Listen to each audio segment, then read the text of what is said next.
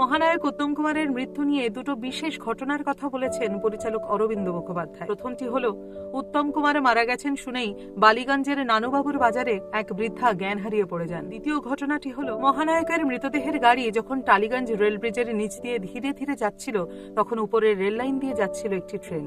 হঠাৎ দেখা গেল ট্রেনটা থেমে গেছে, আর রেলের কামরা থেকে অজস্র ফুল ঝরে পড়ছে মহানায়কের উপর, যেন পুষ্প বৃষ্টি হচ্ছে।